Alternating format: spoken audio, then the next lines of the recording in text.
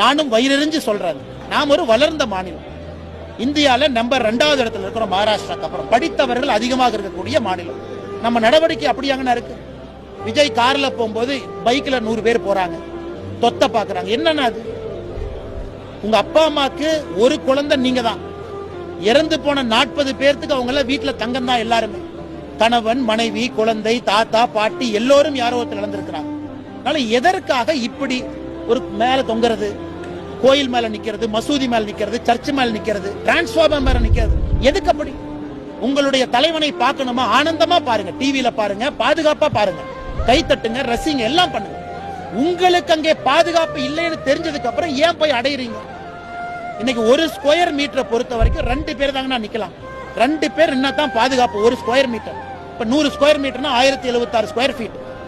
எத்தனை பேர் நிக்கிறாங்க? ஒரு ஸ்கொயர் மீட்டருக்குள்ள 5 பேர் நின்னா நடக்காம என்ன ஆகும்?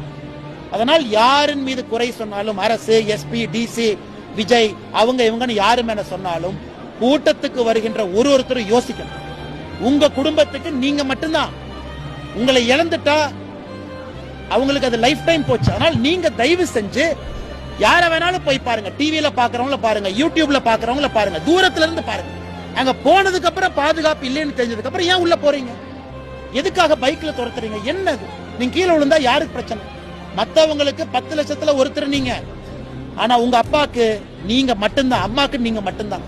அதனால அந்த இளைஞர்கள், பெண்கள், குழந்தைகளுக்கு நான் ரொம்ப மன கஷ்டத்துல சொல்றேன், தயவு செஞ்சு இது போன்ற ஒரு சூழ்நிலையை ஏற்படுத்தாதீங்க.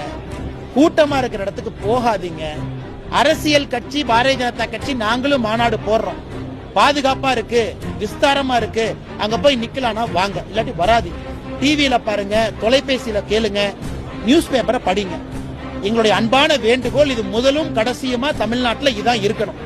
இதுக்கு மேல ஒரு அரசியல் மாநாட்டில் ஒருத்தர் இறந்தாங்கன்னா நம்ம எல்லாரும் சேர்ந்து தலை குனிஞ்சு நிக்கணும்.